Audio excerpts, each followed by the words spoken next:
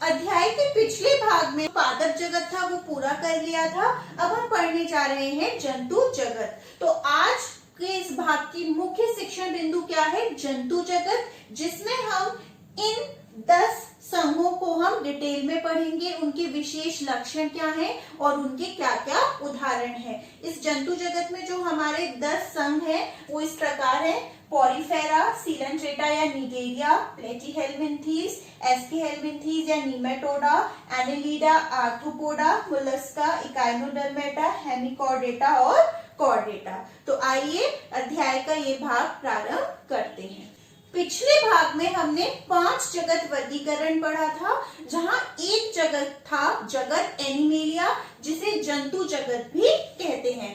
वहां हमने उसके विशेष लक्षण पढ़े थे कि इसके समस्त जीव कैसे होते हैं, यूकैरियोटिक होते हैं, बहुकोशिकीय होते हैं और कोशिका भित्ति क्या होती है, अनुपस्थित होती है, और जो उसकी पोषण की विधि होती है वो कैसी होती है, परपोषी। अब उसी को हम आगे बढ़ाते हैं। जंतु जगत में जितने जीवधारी हैं उनको कितने संघ में या फाइलम में बांटा गया है, 10। तो वही लिखा है, जंतु जगत के समस्त जीवों को 10 फाइलम या संघ में बांटा गया है। और उन संघों के नाम कुछ इस प्रकार के हैं। नाम थोड़े डिफिकल्ट हैं, जब आप 2-3 बार इसको पढ़ेंगे तो ये आपको अच्छे से लर्न हो जाएंगे। पहले हम देखते हैं इनके क्या क्या नाम है। सबसे पहला संघ है पोरीफेरा, दूसरा सीलेंट्रेटा या नीडेरिया, तीसरा प्लेटीहेल्मिन्थीज, चौथा एस्केहेल्मिन्थीज या फिर इसको हम दूसरे नाम से भी कह सकते हैं नीमेटोडा, पांचवा संघ है हमारा एनेलिडा, नेक्स्ट उसके बाद आर्थ्रोपोडा, उसके बाद मोलस्का, फिर इकाइनोडर्मेटा, उसके बाद हेमिकॉर्डेटा और उसके बाद कॉर्डेटा। नाम थोड़े डिफिकल्ट लग रहे होंगे, पर इसको पढ़ेंगे अभी हम तो ये थोड़े इजी हो जाएंगे। अब देखिए, अब इनके हर संघ का कोई एक विशेष लक्षण है जो इसकी एक तरीके से हम कह सकते हैं पहचान है। अगर मैं उदाहरण के तौर पर कहूं, जैसे मैं कहती हूँ मछली, तो माइंड में वो पोएम याद आ जाती है ना, बचपन वाली, मछली जल की रानी है, और हम उसका संबंध किससे जोड़ देते हैं, जल से। अगर मैं कहूँ बिच्छू, तो बिच्छू सुनते ही क्या आता है, उसकी वो जो विषैली जो प्रवृत्ति है वो हमारे माइंड में आ जाती है। ठीक इसी तरह भी मैं जो आपको विशेष लक्षण बताऊंगी वो आपको बहुत अच्छे से पता होना चाहिए। अगर मैं एकदम से बोल दूं एनेलिडा, तो तुरंत आपके माइंड में वो विशेष लक्षण आ जाना चाहिए। तो सबसे पहले हम बात करते हैं पोरीफेरा। पोरी यानी पोर, जिसे हम इंग्लिश में पोर कहते हैं और हिंदी में क्या कहते हैं, छिद्र या फिर छेद। इस संघ के जीवधारी के शरीर पर क्या होंगे, बहुत सारे छिद्र। मान के चलते ये कोई आकृति है, कोई जीवधारी है, तो इसके पूरे शरीर पर क्या होंगे, बहुत सारे छेद। इसीलिए पोरीफेरा का वो विशेष लक्षण क्या हो गया, छिद्र युक्त जीवधारी। तो हम वही लिख लेते हैं, छिद्र युक्त जीवधारी, यानी कि यहाँ पे जो जीव होगा उसके शरीर पर बहुत सारे क्या होंगे, हमारे छिद्र। नेक्स्ट है हमारा सीलेंट्रेटा या नीडेरिया। इस संघ के जीवधारी के पास कुछ स्पेशल कोशिकाएं होती हैं, स्पेशल शेल्स होते हैं, जिन्हें हम कहते हैं दंश कोशिकाएं। क्या कहते हैं, दंश कोशिकाएं। और इन दंश कोशिकाओं का नाम होता है निमैटोसिस्ट, इसीलिए इसका नाम दूसरा क्या है, नीडेरिया। ये कोशिकाएं क्या करती हैं, डंक मारने वाली है, यह भी हम देखेंगे। यहाँ पर जीवधारी के ऊपर क्या उपस्थित होते हैं, माउथ पार्ट में देखेंगे स्पर्शक, जहां पर ये स्पेशल कोशिकाएं उपस्थित होती हैं। जैसे ही कोई एनिमी, कोई इनका दुश्मन इनके पास आता है, तो ये हिप्नोटॉक्सिन नामक विषैला पदार्थ निकालती हैं, जिससे वो सामने वाला एक तरीके से जीवधारी मर जाता है और उस पर हमला नहीं कर पाता। नेक्स्ट है प्लेटीहेल्मिन्थीज। प्लेट कैसी होती है, बिल्कुल चपटी होती है ना। तो यहाँ पर जो जीवधारी है वो कैसे है, बिल्कुल चपटे। अगर मैं प्लेनेरिया की ही बात करूं तो बिल्कुल कैसा है यहाँ का जीवधारी, बिल्कुल चपटा, या हम कह सकते हैं रिबन की तरह। तो ये कैसे क्रमी है, हमारे चपटे क्रमी। नेक्स्ट है हमारा एस्केहेल्मिन्थीज या नीमेटोडा। ये चपटे हैं और ये कैसे क्रमी है, हमारे गोल क्रमी, या हम कह सकते हैं बेलनाकार। बिल्कुल डोरी होती है ना, इस तरीके से ये एस के हेलमिंथ्स बिल्कुल इसी तरीके से डोरी जैसे हमारे कृमि होते हैं। नेक्स्ट एनेलिडा, यहाँ पर जीवधारी का जो शरीर है वो कई खंडों में डिवाइड हुआ होता है। जैसे कि अगर मान के चले हम केचुआ ही संघ का उदाहरण है, तो अगर हमने ये ले लिया तो ये इसका शरीर किसमें विभाजित होता है, हमारा बहुत सारे खंडों में। तो इसे हम कह सकते हैं खंड युक्त जीवधारी। क्या है, एनेलिडा में हमारा शरीर जीवधारी का खंडों में विभाजित। उसके बाद आर्थ्रोपोडा, यहाँ पर खंड तो उपस्थित होंगे पर खंडों में क्या विकसित हो जाएंगे, उपांग। जैसे अगर यही है तो यहाँ पे क्या आ जाएंगे, उपांग, यानी कि जॉइंटेड अपेंडेजेस। तो हम लिख सकते हैं खंड में उपांग विकसित। उसके बाद हमारा नेक्स्ट संघ है, नेक्स्ट फाइलम है मोलस्का। यहाँ पर जो जीवधारी होता है वो बहुत ज्यादा सॉफ्ट होता है, कोमल होता है, लेकिन वो जीवधारी एक कठोर शेल या हम कह सकते हैं कठोर खोल जो कैल्शियम कार्बोनेट का बना होता है, उसके अंदर ये क्या रहते हैं, सुरक्षित रहते हैं। इसलिए हम इनको कवचधारी जीव भी कह सकते हैं। तो हम लिख सकते हैं शरीर कठोर खोल में सुरक्षित। उसके बाद हमारा संघ जो आता है वो है हमारा संघ इकाइनोडर्मेटा। यहाँ पर जो जीवधारी है उसके शरीर पर क्या उपस्थित होते हैं, कांटे, यानी कि स्पाइन्स। तो हम लिख लेते हैं शरीर पर कांटे उपस्थित, शरीर पर कांटे उपस्थित, शरीर पर कांटे उपस्थित। इसके बाद का जो संघ है वो है हेमिकॉर्डेटा और आखिरी है हमारा कॉर्डेटा। अभी आप देखेंगे कि हेमिकॉर्डेटा से ऊपर के जो ये 8 संघ है इन्हें हम कहते हैं नॉन कॉर्डेटा। एक्चुअली क्या होता है, कॉर्डेटा से हमारा जो नोटोकॉर्ड है, जो हमारे एक तरीके से हम कहें मेरुरज्जु, वो उपस्थित होना शुरू हो जाती है। हेमी यानी हाफ, यानी कि शरीर के आगे वाले भाग में प्रेजेंट होगी, और कॉर्डेटा से जो हमारी नोटोकॉर्ड होगी वो मिलना शुरू हो जाएगी। लेकिन इन सब में हमारी नोटोकॉर्ड नहीं है, इसलिए इन सारे संघों को हम एक नाम कह सकते हैं नॉन कॉर्डेटा। तो मुझे उम्मीद है यहाँ पर विशेष लक्षण क्लियर हो गया होगा। जैसे कोई कह दे आर्थ्रोपोडा, तो माइंड में क्लिक कर जाना चाहिए क्या, कि उसमें जो खंड होंगे वहां पर क्या विकसित होंगे, हमारे उपांग। अब हम इन 10 फाइलम को सउदाहरण एक एक करके पढ़ते हैं। तो हमारा सबसे पहला संघ है पॉलीफेरा। इसके मुख्य लक्षण देख लेते हैं। सबसे मुख्य लक्षण क्या है, छिद्र युक्त जीवधारी, जो मैं आपको बता चुकी हूँ।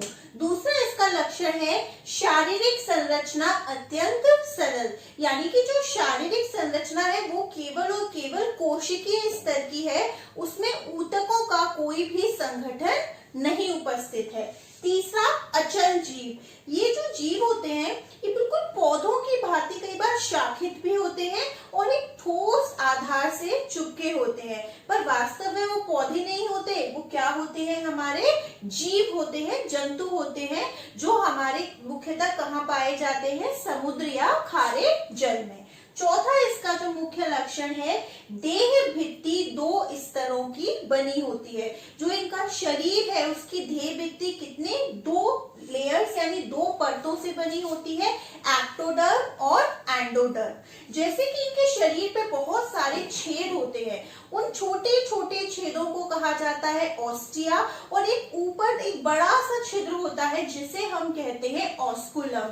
इन छिद्रों से होते हुए ही शरीर के अंदर जल प्रवेश करता है, और उसी से फिर क्या होता है हमारा, वो ऑक्सीजन और जो भोज्य पदार्थ होते हैं वो भी शरीर के अंदर जाती है। अगर मैं बात करूं तो यहाँ पर कोई भी मतलब कि पाचन तंत्र, श्वसन तंत्र या परिसंचरण तंत्र कुछ भी उपस्थित नहीं है। इसके उदाहरण है कुछ इस प्रकार, साइकोन, स्पॉन्जिला, यूप्लैक्टिला, जो आप देख सकते हैं। यूप्लैक्टिला को हम कहते हैं वीनस फ्लावर बास्केट के नाम से भी जानते हैं। एक और उदाहरण देख लें इसका, तो ल्यूकोसुलेनियम। दूसरे संघ सीलेंट्रेटा के मुख्य लक्षण कुछ इस प्रकार है। सबसे पहला, शारीरिक संगठन ऊतकीय स्तर का। अभी वहां पर क्या था, पॉलीफेरा में जो ऊतक थे उनका संगठन नहीं हुआ था, सिंपल वो कैसा था, कोशिकीय। पर यहाँ क्या है, वो ऊतक के रूप में वो क्या हो गए हैं, कोशिका जो है संगठित हो गई है। दूसरा, शरीर और ये सममित, बहुत बहुत इंपॉर्टेंट, सममित यानी कि सिमेट्री। इनके जीवधारी को अगर मैं किसी भी प्लेन से काट लूं तो वो मुझे उसके जो दो हाफ होंगे वो बिल्कुल इक्वल होंगे। जैसे मान के चलिए अगर ऐसा कोई जीव है तो मैं इसको ऐसे काट लूं, इस तरीके से कुछ है तो देखिए तो भी ये मुझे दो इक्वल भाग में मिल जाएंगे। अगर मैं ऐसे काट लूं तो भी मुझे ये दो इक्वल भाग में मिल जाएंगे। एक प्लेन जो सेंटर से पास हो रहा है उसको ध्यान में रखकर अगर मैं काटूं तो दो इक्वल पार्ट मिलेंगे। तीसरा जो इसका मुख्य लक्षण था, मुख के चारों ओर स्पर्शक जिन पर डंक मारने वाली दंश कोशिकाएं उपस्थित, और उन दंश कोशिकाओं का नाम क्या था, निमैटोसिस्ट। नेक्स्ट पॉइंट है, शरीर कोशिकाओं की दो परतों का बना, यानी यहाँ पर भी एक्टोडर्म है और क्या है आपकी एंडोडर्म, और यहाँ पर एक हमारी देह गुहा भी पाई जाती है। अगर इसके उदाहरण की बात करें तो हाइड्रा, जेलीफिश, समुद्री एनीमोन जिसे हम सी एनीमोन भी कहते हैं, और कोरल। इस संघ के कुछ जीवधारी ग्रुप में यानी कि समूह में रहते हैं, जैसे कि उदाहरण अगर देख लें तो हम कोरल है, और कुछ एकांकी रूप से भी, उदाहरण हाइड्रा। आप चित्र देख सकते हैं हाइड्रा और किसका दिया हुआ है आपको, सी एनीमोन का। तीसरा हमारा संघ है प्लेटीहेलमिन्थेस। जैसा कि हम पढ़ चुके हैं कि इसका मुख्य लक्षण क्या है, चपटे क्रमी। ये क्या है हमारे चपटे, रिबन जैसे कह सकते हैं या बिल्कुल पत्ती के आकृति के, तो वही लिखा है शरीर चपटा। दूसरा बहुत महत्वपूर्ण लक्षण है द्विपार्श्व सममित, यानी इनका जो शरीर है वो कैसा है, द्विपार्श्व सममित, यानी कि शरीर का दायां और बाएं भाग की संरचना बिल्कुल समान है। जैसे आप इंसान को देखिए, किसी भी मनुष्य को अगर उन्हें बिल्कुल बीच से काट दिया जाए तो उनके दाएं और बाएं जो भाग है उनकी संरचना बिल्कुल समान निकलेगी। एक आंख इस तरफ, एक आंख इस तरफ, हाथ इस तरफ भी और इस तरफ भी, कान इस तरफ और इस तरफ, तो ऐसे सममित को हम क्या कहते हैं, द्विपार्श्व सममित। और साथ ही क्या है, अब हो गया है अब त्रिकोरक। अभी तक पिछले दो संघ में जो शरीर था वो कैसा था, द्विस्तरीय यानी दो स्तर का बना हुआ। अब कैसा है, त्रिस्तरीय या त्रिकोरक, एक्टोडर्म, मेसोडर्म और एंडोडर्म। तीसरा है वास्तविक देह गुहा का अभाव। अभी भी जो वास्तविक देह गुहा है जिसे हम इंग्लिश में सीलोम कहते हैं वो क्या है, अनुपस्थित। यहाँ पर क्या होता है, मतलब देह गुहा में जो सुव्यवस्थित या फिर सुविकसित अंग होते हैं वो व्यवस्थित हो जाते हैं। और चौथा पॉइंट है हमारा मुख्यतः परजीवी। इसके ज्यादातर सदस्य इस संघ के कैसे होते हैं, परजीवी। परजीवी है तो अभी भी पाचन तंत्र पूर्ण नहीं है, वहां भी नहीं था, यहाँ भी नहीं है, और ना ही कोई विशेष श्वसन तंत्र या परिसंचरण तंत्र है। अगर हम उदाहरण की बात करें तो प्लेनेरिया, ये हमारा क्या है, मतलब ये हमारा एकल रह सकता है, बिल्कुल एक स्वच्छंद रह सकता है। नेक्स्ट हो गया लीवर फ्लूक, फीता कृमि, टेपवर्म और सिस्टोमा। आप देख भी सकते हैं प्लेनेरिया, लीवर फ्लूक और टेपवर्म बिल्कुल कैसे हैं, ये सभी बिल्कुल चपटे हैं, फीता कृमि। चौथा हमारा संघ है निमेटोडा, जिसे हम एस्केलमिन्थेस भी कहते हैं, और ये क्या थे हमारे, गोल कृमि। यानी कि अगर मुख्य लक्षण देखें तो शरीर लंबा, बिल्कुल बेलनाकार है, आप देख सकते हैं, डोरी के समान और दोनों सिरों पर नुकीला। स्पष्ट रूप से ये आपको चित्र में दिख रहा होगा। दूसरी बात करें तो यहाँ भी शरीर कैसा है, त्रिकोरक यानी तीन स्तर का बना हुआ है, और द्विपार्श्व सममित है यहाँ पर भी। और देह गुहा को हम यहाँ क्या कहते हैं, कूट सीलोम, यानी कि जैसे इंग्लिश में हम कहते हैं सीडोसीलोम, मतलब फॉल्स, बिल्कुल हमें मतलब एक तरीके से धोखा देने वाली। यहाँ कोई वास्तविक देह गुहा नहीं है, जो एक क्या होता है, खोखला एक रिक्त स्थान होता है जहां पर हमारे सुविकसित अंग क्या हो सके, व्यवस्थित हो सके, वो इसलिए ऐसा कुछ नहीं है, तो इसको हम क्या कह रहे हैं, कूट सीलोम। नेक्स्ट इसका है पॉइंट कि ये भी मुख्यतः क्या होते हैं, अधिकांश हमारे परजीवी। परजीवी है तो ये क्या करेंगे, दूसरे जंतुओं में रोग उत्पन्न करेंगे। और मोस्ट इंपॉर्टेंट यहाँ पर हमारा पाचन तंत्र कैसा हो गया है, चौथे संघ तक आते आते पूर्ण हो गया है। उदाहरण की बात करें तो एस्केरिस आप देख सकते हैं, गोलकृमि, फाइलेरिया, वुइचीरिया, आप चित्र में दोनों का डायग्राम दिया हुआ है। नेक्स्ट फाइलम एनिलिडा का विशेष लक्षण क्या था, शरीर जो था हमारा खंडों में बटा हुआ था। तो सबसे पहले वही लिखा हुआ है, शरीर छल्लेदार खंडों में बटा। और आप चित्र भी देख सकते हैं, चाहे आप नेरीज का देख लीजिए चाहे केंचुआ का देख लीजिए, शरीर में क्या है, छोटे छोटे छल्ले बने हुए हैं जिनसे वो खंडों में विभाजित हो रहा है। नेक्स्ट यहाँ भी शरीर कैसा है आपका, त्रिकोरक, और क्या है यहाँ पे, द्विपार्श्विक सम्मति, जिसे हम इंग्लिश में कहते हैं बाइलेटरल सिमेट्री। और त्रिकोरक को हम कहते हैं ट्रिप्लोब्लास्टिक, ट्री यानी कि तीन स्तर से बनी हुई। नेक्स्ट वेरी वेरी इंपॉर्टेंट, वास्तविक देह गुहा वाले प्रथम प्राणी। अब तक शुरुआत के जो तीनों थे उनमें क्या था, कोई भी गुहा नहीं थी, मतलब वास्तविक थी ही नहीं। इससे पहला जो था हमारा निमेटोडा, वहां पे कूट सीलोम थी, और यहाँ पर अब यहाँ से वास्तविक देह गुहा मिलना प्रारंभ हो गई है। नेक्स्ट बहुत इंपॉर्टेंट, संवहन यानी कि परिसंचरण तंत्र, पाचन, उत्सर्जन और तंत्रिका तंत्र सभी यहाँ उपस्थित हैं। अगर हम उदाहरण देखें तो केंचुआ हो गया आपका, नीरीज हो गया और आपका जोंक हो गया। छठवां संघ है हमारा आर्थ्रोपोडा, जिसका मुख्य लक्षण आपके माइंड में आ गया होगा, क्या था, जॉइंटेड अपेंडेजेस। उसके साथ सबसे इंपॉर्टेंट जो बात आपको याद रखनी है, ये जंतुओं का सबसे बड़ा संघ है, वेरी इंपॉर्टेंट। इस संघ में लगभग 9 लाख जातियां आती हैं जो कॉस्मोपॉलिटन है, यानी कहीं भी रहती हैं, जमीन पर, पानी पर और हमारे अन्य सभी स्थानों पर। जल चाहे लवण हो चाहे अलवण हो, उसमें भी ये दोनों प्रकार के जल में रहती हैं। नेक्स्ट है यहाँ पर जो शरीर है वो कितने भाग में विभाजित है, 3 भाग में, सिर में, वृक्ष और उदर। नेक्स्ट यहाँ पर क्या है, आपके जुड़े हुए पैर उपस्थित। उसके बाद देह गुहा रक्त से भरी हुई, देह गुहा रक्त से भरी है तो इसको हम क्या कहते हैं, हीमोसील। और नेक्स्ट पॉइंट है, शरीर खंडयुक्त व विभिन्न खंडों में उपांग विकसित, जो हम पढ़ चुके हैं। उदाहरण की बात करें तो मकड़ी, तितली, बिच्छू, झींगा, मक्खी और तिलचिट्टा, आप सभी ये देख सकते हैं।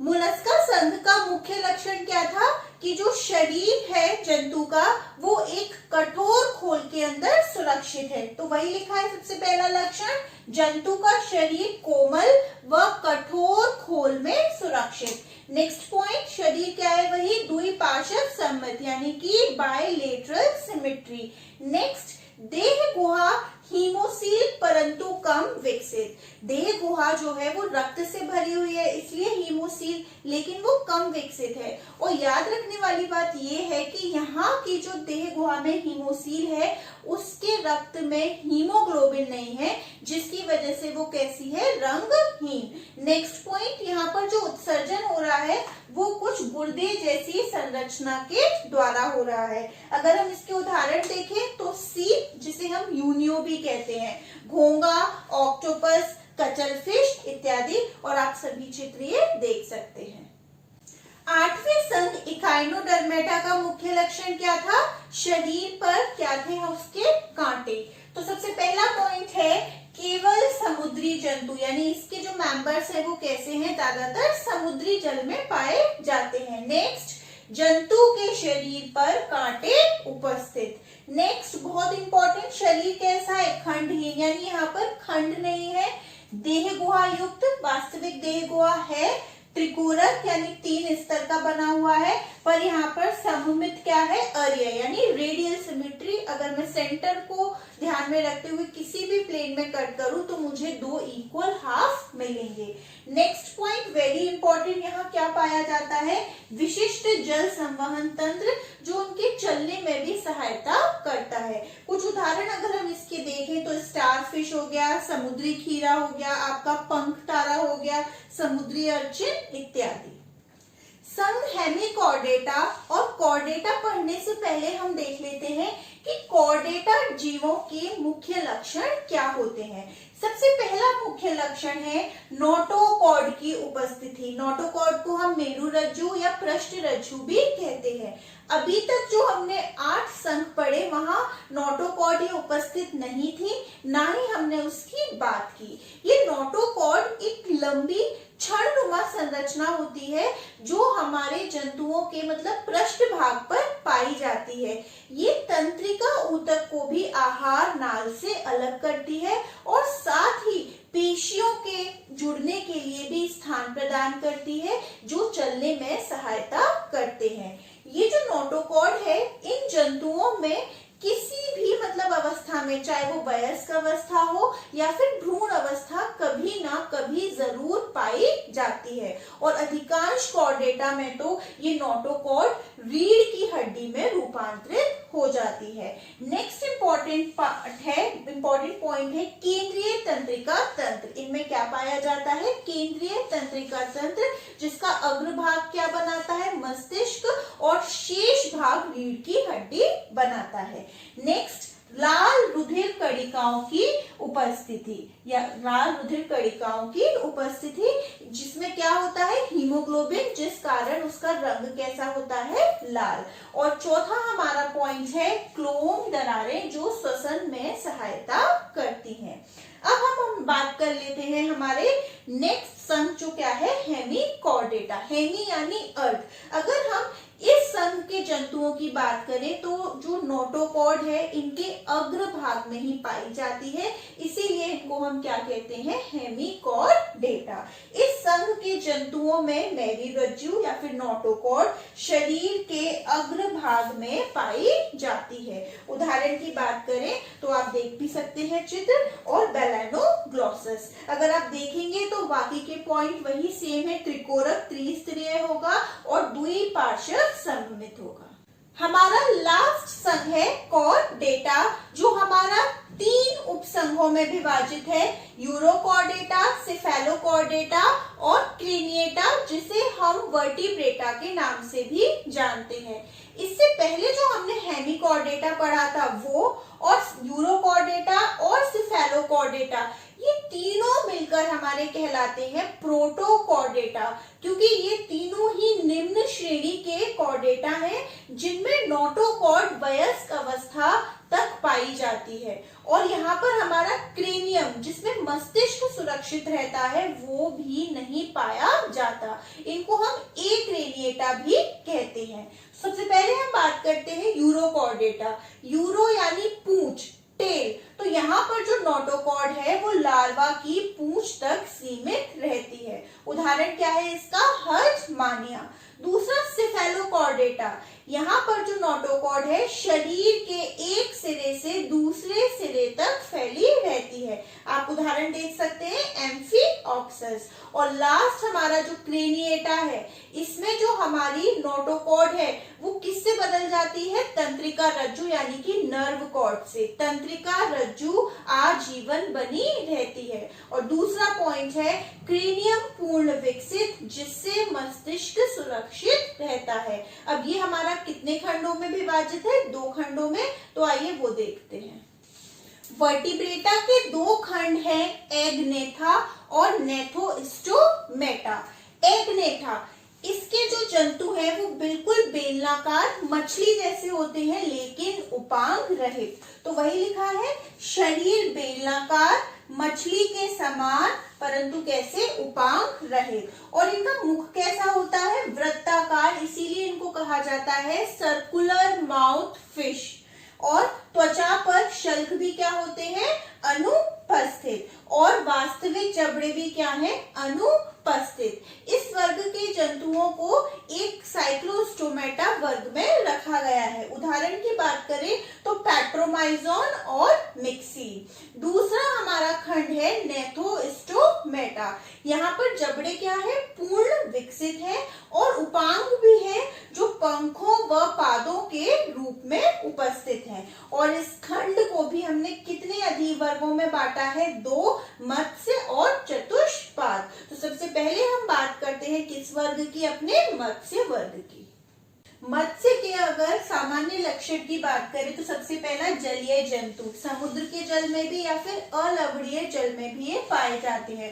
असमतापी, वेरी इंपॉर्टेंट, यानी कि कोल्ड ब्लडेड, इनके जो शरीर का ताप है वो एक समान नहीं रहता बल्कि वातावरण के ताप के साथ बदलता रहता है। नेक्स्ट, त्वचा शल्क से ढकी होती है और शरीर कैसा है, धारा रेखीय है। नेक्स्ट, हृदय कैसा है इनका, द्विकक्षीय यानी दो कक्ष से मिलकर बना हुआ है, आलिंद एक और एक निलय।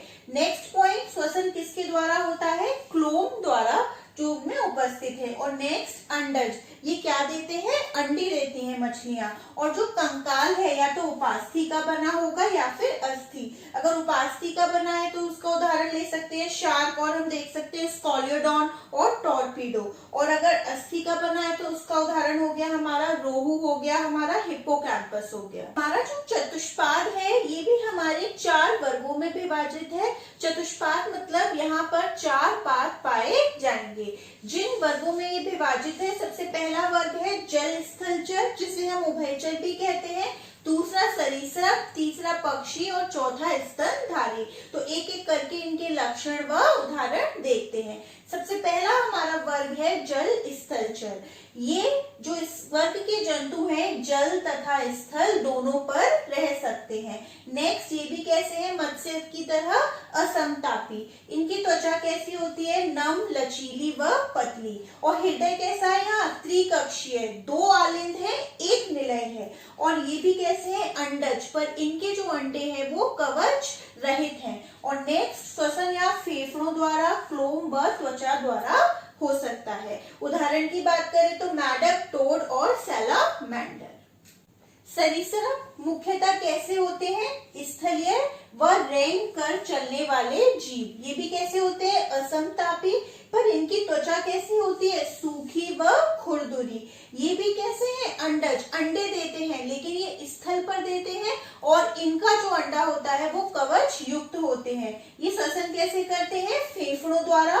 और इनका हृदय कैसा होता है, त्रिकक्षीय, लेकिन मगरमच्छ का हृदय कैसा होता है, 4 कक्षीय, 2 आलिंद और 2 निलय। उदाहरण की बात करें तो सांप, छिपकली, कछुआ, मगरमच्छ इत्यादि। पक्षी वर्ग के जीव कैसे होते हैं, वायवीय, यानी कि हवा में उड़ते हैं। और ये कैसे होते हैं, समतापी, वेरी इंपॉर्टेंट। इनके शरीर का ताप निश्चित रहता है और इनके शरीर का ताप वातावरण के ताप के साथ नहीं बदलता। नेक्स्ट पॉइंट, हृदय कैसा है, 4 कक्षीय, 2 ऑरिकल यानी कि 2 आलिंद और 2 निलय। शरीर किससे ढका हुआ है, परों से ढका हुआ है। ये भी क्या है, अंडज, अंडे देते हैं। और श्वसन किसके द्वारा होता है, यहाँ भी फेफड़ों द्वारा। और इनके अग्रपाद किसमें रूपांतरित हो जाते हैं, पंख में। और जबड़े चोंच के रूप में है लेकिन चोंच में दांत नहीं। उदाहरण की बात करें तो कबूतर, ऑस्ट्रिच, गौरैया, कौआ, तोता, चील इत्यादि।